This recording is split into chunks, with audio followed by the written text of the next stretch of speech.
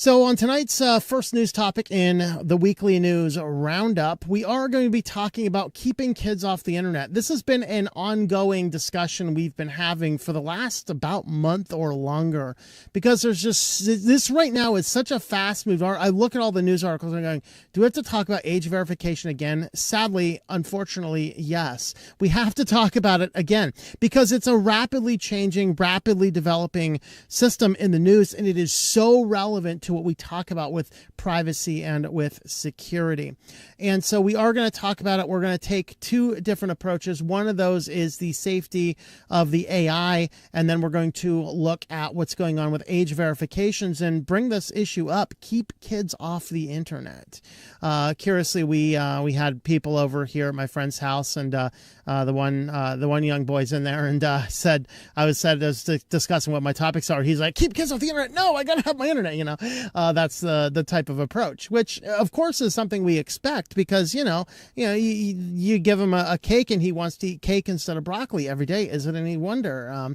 It's an addictive thing which can be used appropriately, like the cake can be used appropriately, but when overly done or done without the supervision becomes more of a liability than a help.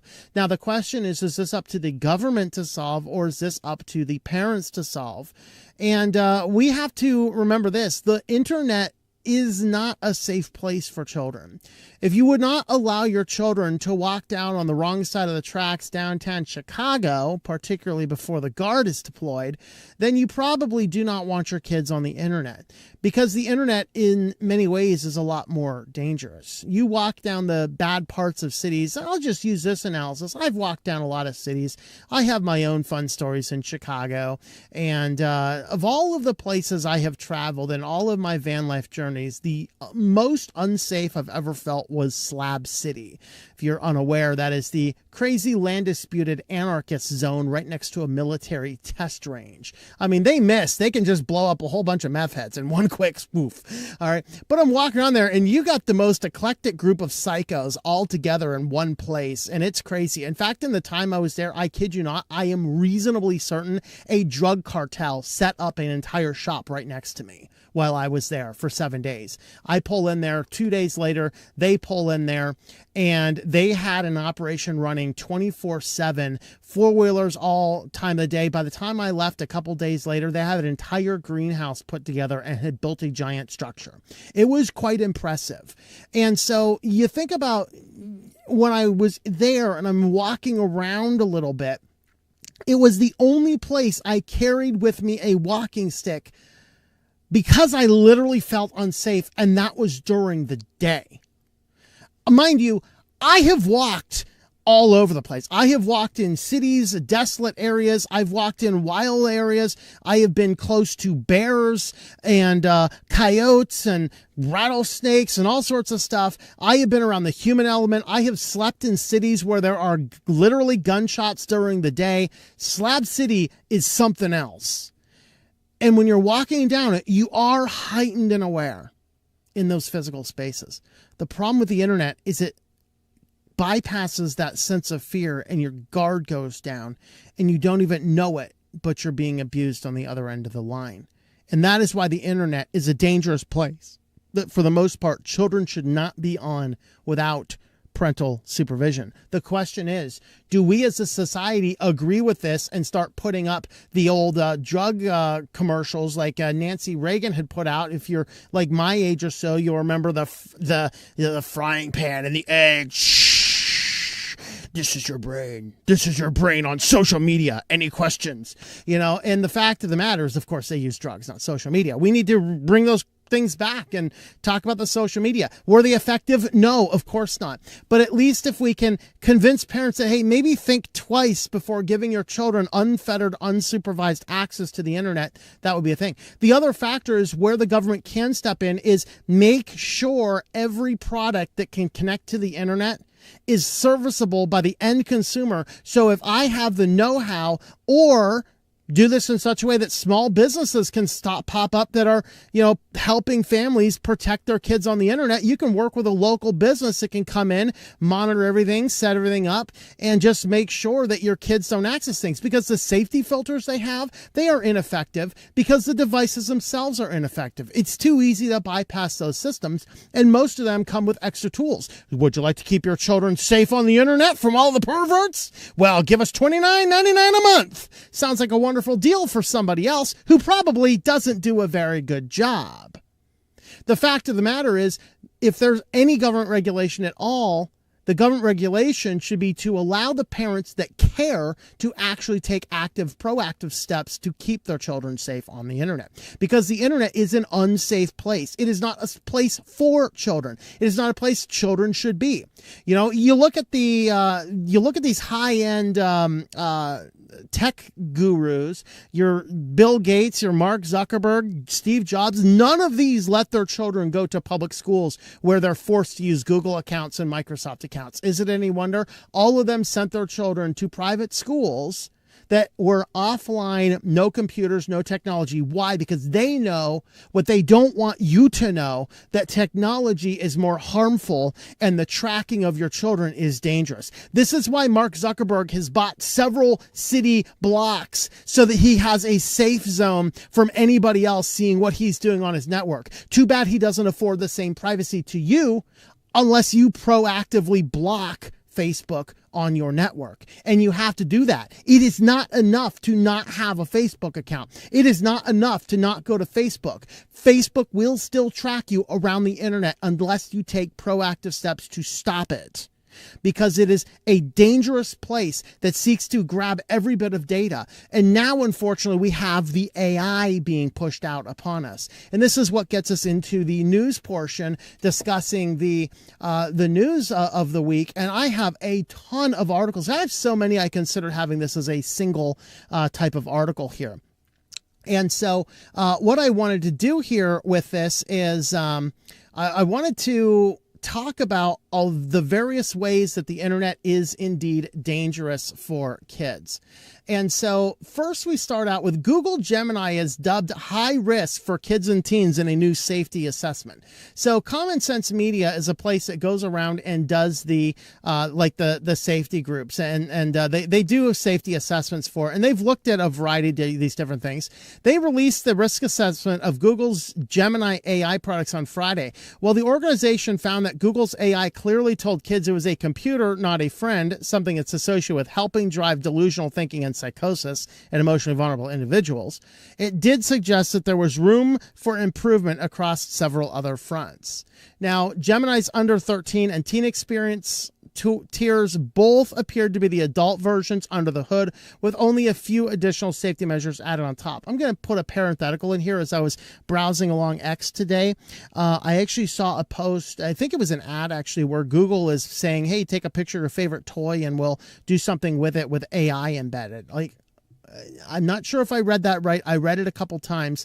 I didn't pull it out to show you, but it was an interesting thing that I saw as I was browsing on the latest news. Carrying back on with the article, Gemini could still share inappropriate and unsafe materials with children, which they may not be ready for, including information related to sex and drugs and alcohol and other unsafe mental health advice. And so, in addition, the analysis comes as news leaks indicate that Apple is considering Gemini as the LLM, that it will help to power its forthcoming AI-enabled Siri due out next year. So your Apple devices with all of these children protection features will probably be using Gemini in the background. Google, of course, pushes back against the assessment while noting the safety features were improving. So Google's like, no, this isn't true. We know we're not safe, but it's not true. Come on, So it admitted that some of Gemini's responses weren't working as intended, and so it added additional safeguards to address these concerns. Well, sorry for that poor kid who discovers how to get around that first. It's like it's playing whack-a-mole.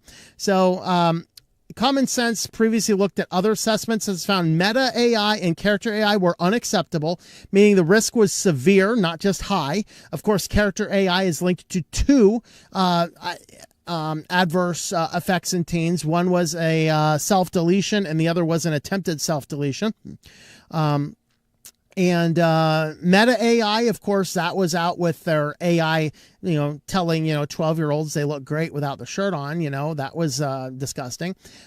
So Perplexity was deemed a high risk. ChatGPT was labeled as moderate. And Claude AI, which is targeted to users 18 and up, was found to be a minimal risk. So go figure. Hey, all of these children-safe AIs are unacceptable high risk. The one for 18-year-old adult, that one was okay. Go figure. I don't know. But it goes on. So the various attorney generals of attorneys general, to be grammatically correct, warn that OpenAI is a harm to children. It warns OpenAI that harm to children will not be tolerated. In other words, OpenAI is taking an approach that most tech companies tend to do. Let's move really fast. Let's break things and let's recorrect when something is there. Well, the problem is when you're pushing these out on kids, sometimes that damage is just too damaging. And that's one of those things that we have to keep in mind. So California Attorney Rob Bonte and Delaware Attorney General Kathy Jennings met and sent an open letter to OpenAI, go figure, right, to express their concerns over safety of ChatGPT, especially for children and teens. The warning comes a week after Bonta and 44 other attorneys general sent a letter to 12 of the top companies following reports of inappropriate interactions between AI chatbots and children. So whatever safeguards were in place, they wrote, did not work. So these things are not working. You got to keep your kids away from this. So, of course, which one was Taylor again? Brett Taylor, the chair of OpenAI board, said in a statement the company is committed to addressing the concerns. As long as they can keep their money in the process. We are heartbroken by these tragedies and our deepest sympathies with their families. Safety is our highest priority and working close with policymakers around the world. I'm sorry, stop being heartbroken about the children who your product has killed. Stop it. See, we need to hold these companies, we need to hold the directors of these companies tangibly, legally liable for the missteps that they do.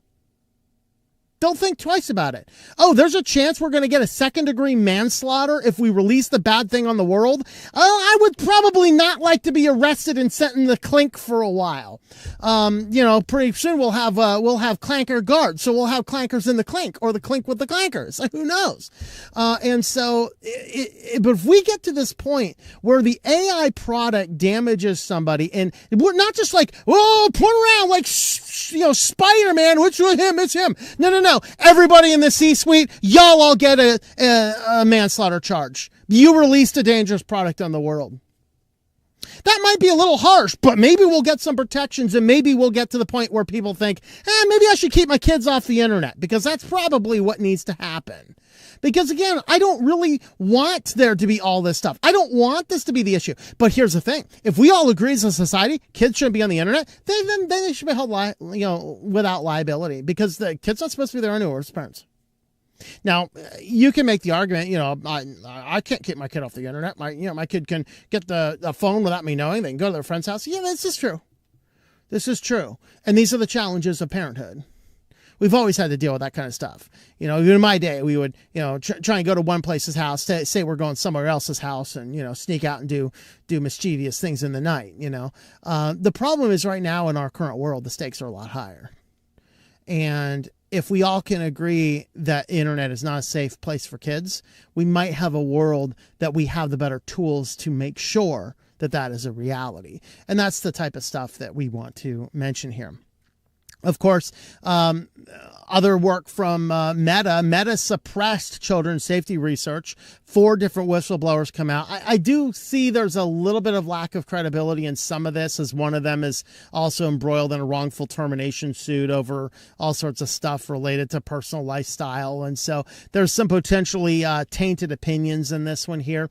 But still, the document is true. Effectively, Meta did a bunch of research, found that social media was bad for kids, and so they decided to suppress it because kids are where they make a lot of that money from. Moolah, we not the moolah. As long as these guys are going to be recklessly abandoning the youth of America and the world, really, for almighty dollars, so they can have another yacht and build another bunker off of Maui, maybe we need to stop and redress this a little bit.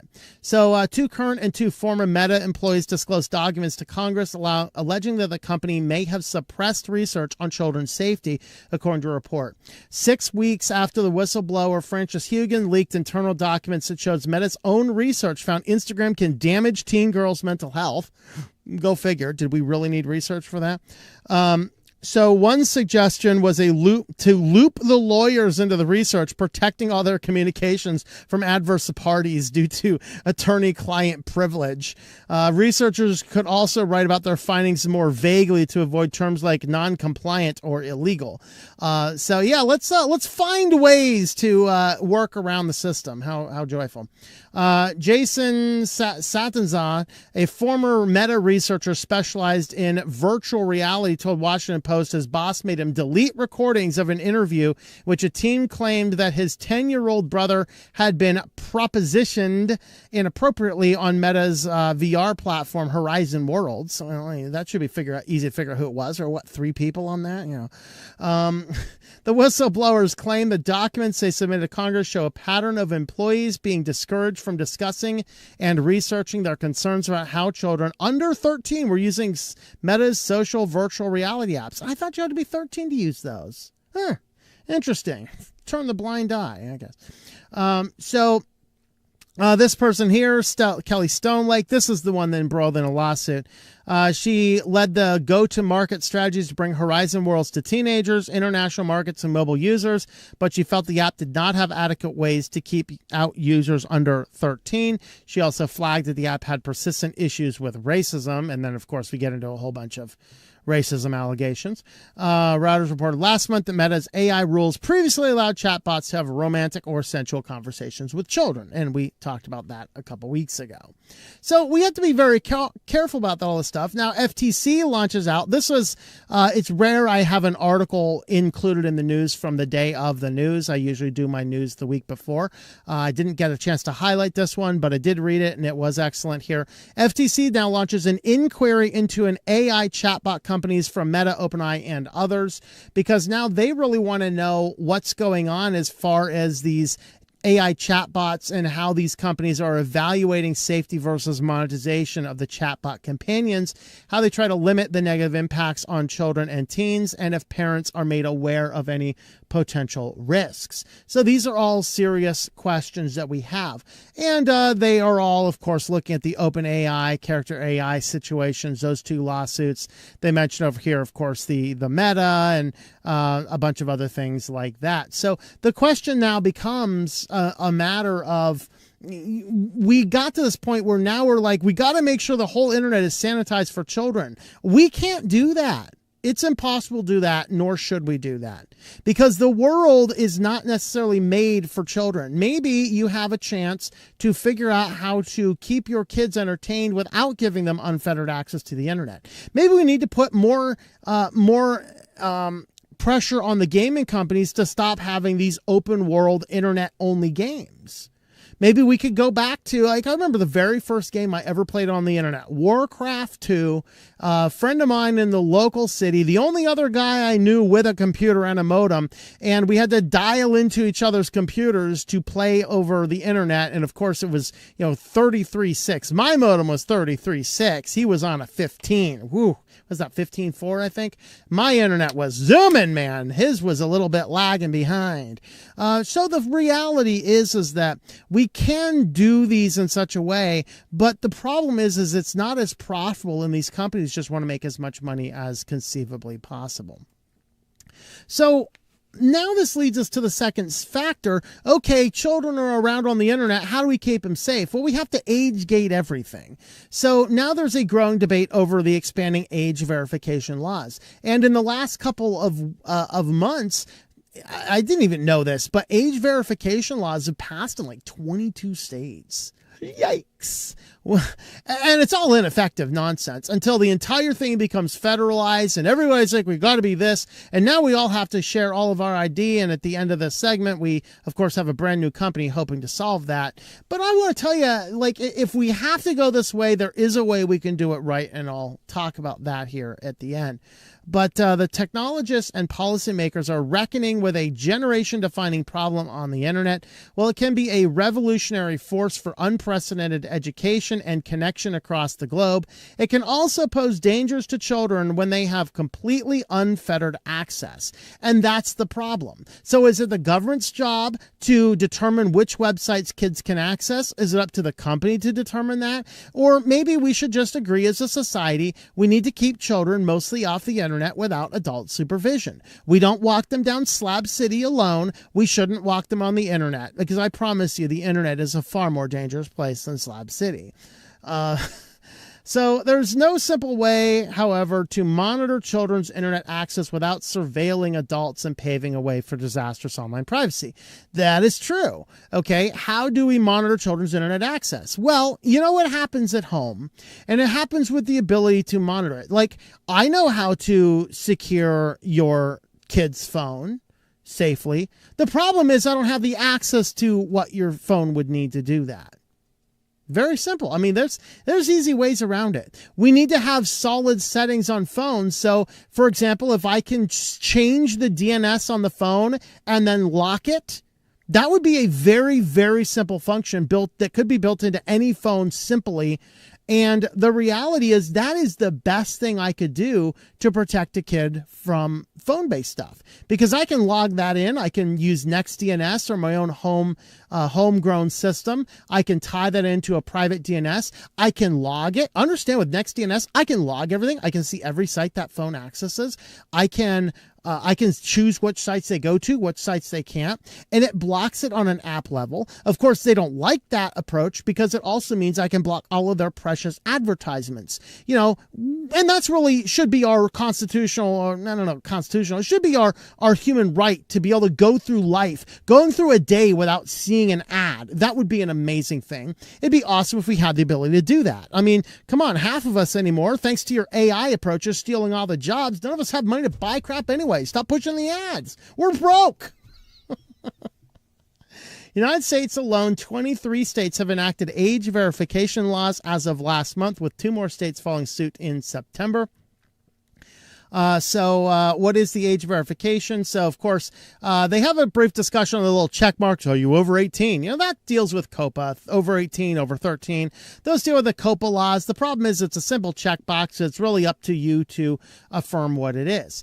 Well, in these new age, now they want to do some better form of age verification. Is this an AI to approximate your age? So we've been talking about having switch to Linux beards you can buy. So if you need to prove you're an adult, you can just put the switch to Linux beard on, do all your selfie stuff, and then it'll think you're an adult because now you have this nice, beautiful growing and graying beard. So, you know, guaranteed to put you not too old, but not too young, get past all that age verification stuff. The switch to Linux beard. I don't know. We're seeing how we can do that. But I know the supporters are pushing for that in the store. But I don't know. We'll see what we can do on that. The other ways, of course, uploading an official ID. Of course, that is rife with dangers. We also talked last week, we talked about the fact that, you know, it's super easy to get fake IDs with all the fact that, you know, you know, not only Equihacks leaked a decade ago, like everything. We just had a leak of TransUnion. I've never done business with TransUnion. I don't want TransUnion to have all my data, but it's possible they leaked it all. You know, maybe we need to set these solid rules about this kind of stuff. But until we do that, I don't know. What's the point here? So parents and lawmakers are concerned about children accessing content that's potentially dangerous for minors, like online adult content, information about illicit drug use, and social media sites where they may encounter strangers with bad intentions. So, of course, how do we do that? Like, how do we verify somebody's a minor with the lack of ID? So the internet has to be a place that's safe for children unless we flash your ID to get into to the XXX side of the internet or something? I don't know. What if it's like that? There's actually there's a XXX adult superstore on the interstate in Brookville, and a local church bought the billboard that's in their parking lot and runs a perpetual anti-pornography ad. It is beautiful.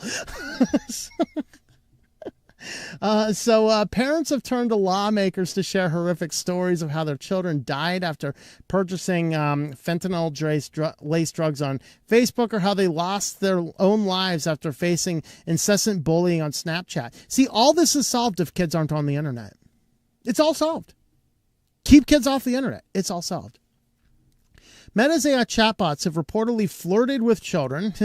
Character AI and OpenAI are both facing lawsuits over self-deletory progresses of children who are allegedly encouraged by the company's chatbots. And of course, the internet's not all bad. You know, we had these wonderful discussions. Of course, Salbu. If you don't follow Salbu's channel, he did a song the other day. He does like AI generated songs and stuff. They're pretty cool. But he did one kind of inspired on the guy who had this huge, vibrant World of Warcraft community. Now, he was permanently disabled. I forget exactly if you have MS or something, and he was literally chair and bedbound. He couldn't get up, and his parents were thinking he just was suffering with pure loneliness. What they didn't know until after he died is he had this massive community around him that all loved him. And he disappears from World of Warcraft. People are trying to figure out what's going on, but then they link him down to a person. Well, they got together and like flew the clan out to the funeral. And his parents were like, I had no idea he had this many friends. And it's true. Friends on the internet can be just as good of friends as friends you have face to face. In many ways, I think a face-to-face friend is always generally a little bit better. But outside of that, man, we talk on our off-air supporter hangouts. We talk and we're not just a bunch of guys that are supporters of Switch Links. We are a group of guys that are friends. And that is so cool that we can do that. Like, I know more about Norway law because of our conversations and expressing questions about cultural difference. I mean, it's amazing to be able to hear things. I have friends in multiple, the four corners of this country. I have friends that I can talk to on the internet, because the internet can be a great place, but we just have to recognize that the internet is not a place to send your children with unfettered access. We have to have solutions that do not include carding everybody before getting on the internet. So global lawmakers have arrived what they believe to be a sound compromise. They won't nuke the whole internet, but they'll just put certain content beyond a gate that you can only unlock if you can prove you're an adult. So should we do something like that? I am inclined to say no, because we don't have a solid way to verify it. Now, I do have a few plans. Let me get through the rest of these articles and we'll talk about what our plans are here. So there's just a number of other things on this. Of course, T was an example of a company that was uploading all your government IDs to verify who you are, and they were all saved and they were all leaked. So, of course, now those can all be used to make fake IDs. For anybody trying to get into these types of things or do illegal stuff on the internet, those tied to your ID instead. So, you know, that works well. But of course, a lot of people have talked about backlash. Laws have inspired much backlash. It's not just because people are shy about linking their adult content viewership to their government IDs. It's not about that. It is about the fact we are in this highly political world. Of course, I think everybody across the world probably knows Charlie Kirk was assassinated yesterday. Whether you like the guy or don't like the guy, he was a very peaceful guy. In fact, you say, we got to use our words. This is a man that built an entire organization around using your words, and they killed him anyway. Some people just do not want to expose who they are on the internet because there's radical psychopaths seeking to do them harm. Okay, I have radical psychopaths seeking to do me harm. You hear it all the time. It's always fun when my name gets dropped right alongside Brian Lunduke. It's awesome. You know, I need to chat with him sometime. It would be a great conversation, I think. But the reality is, there's a lot of people out there. It's not prosecuted for political speech. Oh, no. It's assassination for political speech. And we need to stop doing that kind of stuff. So some people are kind of shy about doing that. Should we just cut them off from the internet? It is now the de facto public square. You're not allowed to talk in the public square because you won't show us your government ID, which tells you where you live, so we can go and hunt you down and swat you and do all sorts of other dangerous stuff to you. No. There are deeper reasons than saying, oh, I just don't want this in. But here's the thing. The internet is a dangerous place. When I first got on the internet, and I am fortunate, I lived I lived a little now under half my life before the internet was mainstream enough for anybody to have it. The internet itself is fairly new. I know some of you new young guys are like, well, that's not true. I went on Wikipedia and I see the internet was around since the 60s. Okay, moron, you're showing your age. You could not, an end consumer, an average person could not get on the internet until the mid to late 90s. Even those were extremely cost prohibitive. First, you had to have an expensive computer. Second, you had to have a modem in that expensive computer. Third, you had to find a company that you could dial into. We could get it in some schools and some libraries. The internet was not an accessible thing until the mid to late 90s. And we have to recognize that. So I grew up in a world without the internet. And guess what? Children live and they survive and they're a lot more intelligent. They really are. They talk a little bit about VPNs, of course. So how is some of this age verification stuff being done? Well, Roblox is finally, they've finally gotten over their flogging, and I'm not sure if they're done getting flogged yet, but we'll see what happens. The lawsuit here refers to Roblox and Discord as a real life nightmare for children. This is they're being jointly sued in California. Of course, the lawsuit in Louisiana is excellent. All sorts of things. They're finally coming out, and now they are kind of deploying the same type of thing YouTube has been playing around with. They're going to, examine your facial recognition, things like that, determine what age you are, and they're going to drop you into an under 13 group, a 13 plus group, and an 18 plus group. And you're not allowed to talk to anybody that you do not know in real life if you're in the, I think, 13 plus or under 13 group. So if you're placed under 13 group, okay, so if you're placed under 13 group, based on facial age estimation, certain personal data, including your email, phone number, will be removed from Roblox. Maybe everyone should have that option to do that. The goal is clear: limit communication between minors and adults that do not know each other in the real world. That is a laudable goal. But methods like facial scans, ID verifications will store information on servers, which can be breached. So this is where it gets into the idea of double anonymity. So this kind of ties into the approach that I'll talk about. So I'll go ahead and talk about it here. We have one more article and then a service, so I want to mention here. So double anonymity basically separates the two types of information, the providers, from each other. The first provider, which is the website asking for confirmation, Roblox in this circumstance, would have a code that ties into the second site. It wants to know the age and no other information. The second provider, who's the age verifier, would receive the information about the age but not know anything about what the age verification is needed for. Then the user goes to that particular service, verifies their age, etc., and feeds that back to the original service. Now, the challenge of this is that now you have another ID.me situation. Of course, the IRS wanted to force everybody to have an ID.me account. The entire federal government forces you to work with an unscrupulous and poor security private company in order to access your public records. I'm sorry, that's a little unconstitutional. I think you need to find a way around that, Of course, it's going to cause a giant nightmare, but now we will see a giant group of these services pop up. We'll just go ahead and go into this one here. This is one here. This is Kids Web Services. So this can be tied into numerous things. So Bluesky is going to use this for the South Dakota and the Wyoming age verification. So what they would do is any company using this I would then go over to this place, and very much like ID.me, I go over here and I use whatever method they have to verify my age. Now, ID.me is doing a full identification of who you are and verifying you are who you say you are. Of course, it has horrible security and very unscrupulous and problematic. Do not use ID.me. Very bad. Look for other ways around it. And if the company is like, well, this is what we use, tell them I ain't using it. You know? And you got to put your foot down on some of this stuff. This one doesn't do that. This one's just verifying an age. And they say they'll verify age with, you know, either ID or with selfies or with bank cards or a number of different ways. Now, if we are going to force age IDs, first and foremost, we need to agree as a society to keep kids off of the internet. But let's say, okay, we're going to be extra paranoid with sites that are explicitly adult content.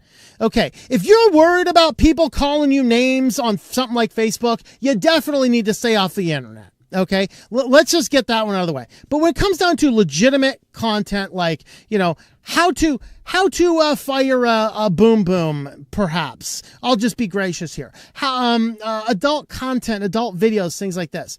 Okay, if we want to have some age verification system, we need to have a way to do that in a completely offline manner. For example, I have bank accounts scattered all across the country. Why? Well, because I have a couple business ventures in different states of the country, and the fact of the matter is some states have better banks than other states. So I happen to have two accounts at one bank, and I said, hey, I kind of want to save his account. The problem is the bank was on the other end of the country. So it poses the problem. How do we verify everything? Well, it was very simple. They sent me documents. I had to sign them and get them notarized.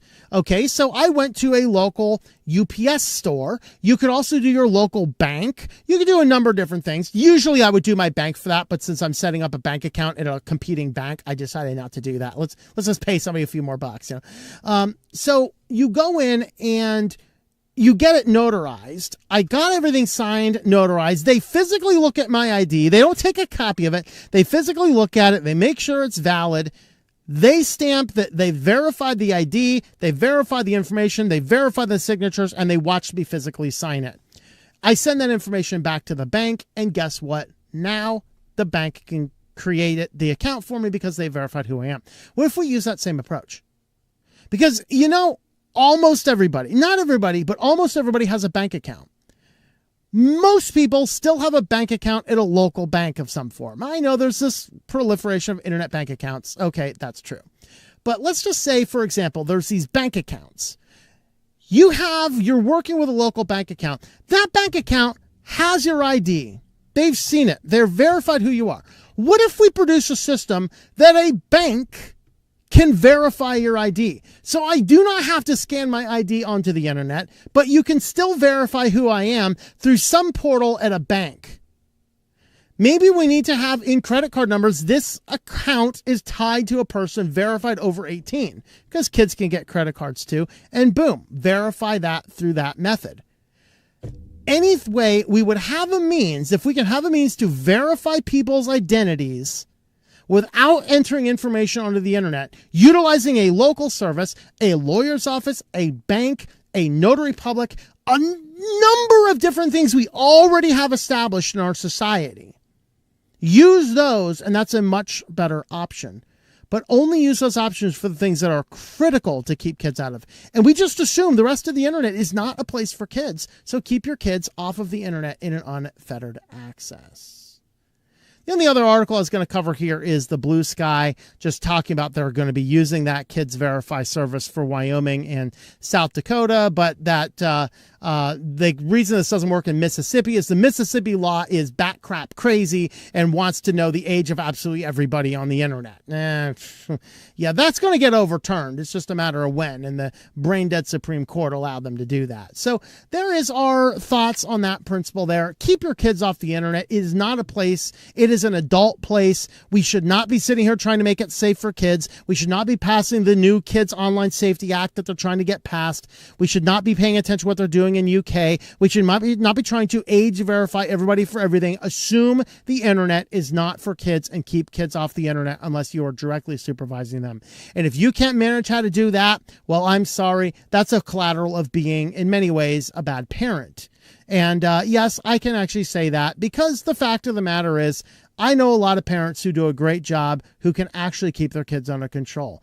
Or even better, why don't you teach them, slowly guide them in what is appropriate, what is not, give them very limited monitored access on your end, not on their end, so you can make any adjustments and corrections. The only involvement the government should have in any of this is forcing the companies to force them to have devices that we can secure on our own terms. Let me know your thoughts about that in the comments. Have a link, look at the link in the description for the whole news article. This is just a clip of it. So with that, thanks for watching. And we are going to jump on over to our next news topic.